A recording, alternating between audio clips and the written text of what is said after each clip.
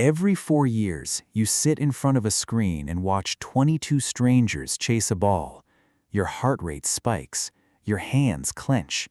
You scream at people who cannot hear you over a sport you may not even play. It feels normal.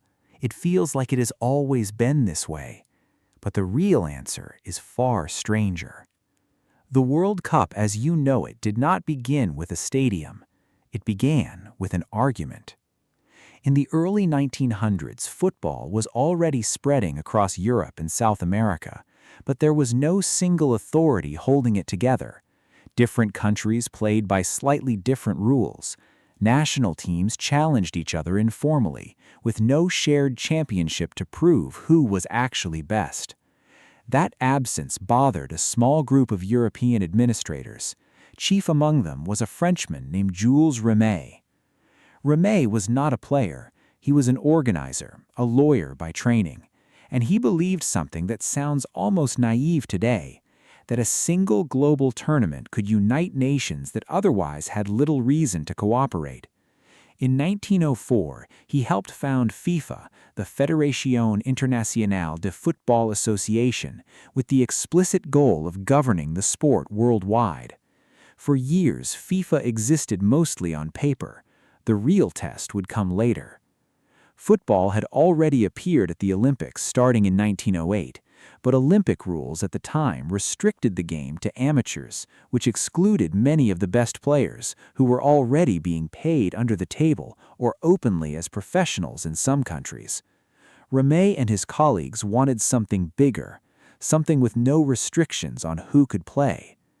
In 1928, FIFA's Congress finally approved his proposal. 2 years later, the dream became real.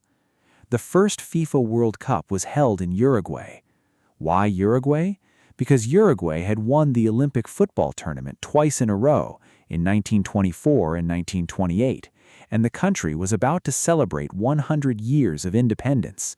FIFA rewarded them with hosting rights. But there was a problem. Uruguay was far from Europe, and travel by ship took weeks. Many European teams refused to make the trip. In the end, only 13 teams competed, 4 of them from Europe, arriving after a 2-week ocean crossing on a single boat chartered for the occasion. Here is where your brain starts to notice something familiar. Long ocean voyages, small competing bands, a single prize at stake. This structure did not appear from nowhere. Anthropologist Richard Wrangham has argued that intergroup competition shaped much of early human social behavior, particularly among males, who evolved strong tendencies towards coalition-based rivalry. For hundreds of thousands of years, small human groups competed with neighboring groups over territory, resources, and status.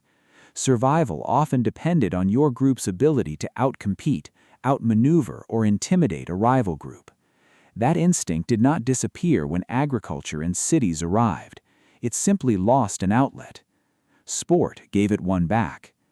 Psychologist Henri Tigel demonstrated something remarkable in the 1970s with what became known as social identity theory. In his experiments, he divided people into groups based on almost meaningless criteria. Sometimes something as trivial as a coin flip or a preference for one abstract painting over another. Even with no real history, no shared culture, and no actual conflict, people still favored their own group over the other. They allocated more rewards to their own team members. They rated their own group more positively. The mere act of being sorted into a group was enough to trigger loyalty. Now scale that up to a nation. Add a flag, a shared language, childhood memories of a national anthem, and 80 years of accumulated history. The World Cup did not invent tribal loyalty. It gave an ancient psychological system a modern container built entirely around it.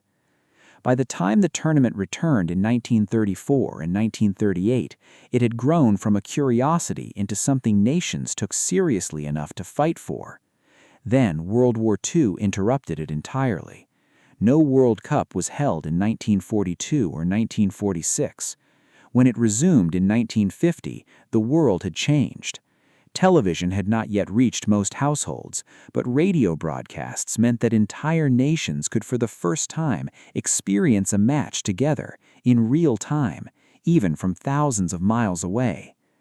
That 1950 tournament produced one of the most famous upsets in the sport's history, when Uruguay defeated host nation Brazil in the final match in front of nearly 200,000 spectators in Rio de Janeiro's Maracanã Stadium. Brazilian newspapers had already printed victory headlines before the game finished. The loss became a national trauma so significant that Brazilians still refer to it today using a single word: Maracanazo. Decades of psychological and sociological analysis have examined why a sporting loss could scar a nation's identity so deeply. The answer connects back to the same tribal wiring Tigel identified. When a group you belong to loses status in front of a global audience, your brain doesn't process it as someone else's failure. It processes it as your own. This is the part where the ancient and the modern fully collide. Your ancestors did not evolve to care about a leather ball crossing a painted line, but they did evolve to care intensely about their coalition's standing relative to a rival coalition. Status within and between groups directly affected access to mates, resources, and protection. A group that consistently lost status risked losing access to all three. The stakes were literally survival. Today, nothing tangible is lost when your national team loses a match. No resources change hands, no territory is seized, and yet your body doesn't know the difference. Researchers studying sports fandom have measured spikes in testosterone among male fans after their team wins, and corresponding drops after a loss, mirroring hormonal patterns seen in actual status competitions. Your nervous system treats the 90 minutes on the field as if the outcome carries real consequences for your standing in the world, because for most of human history, that is exactly what group competition meant. The World Cup grew because it accidentally built the perfect vessel for this ancient system: an in-group, a defined out-group, a clear winner, a global audience bearing witness, all wrapped inside 90 minutes with a ticking clock. FIFA did not design it around evolutionary psychology. Jules Rimet was simply trying to create a fair international competition.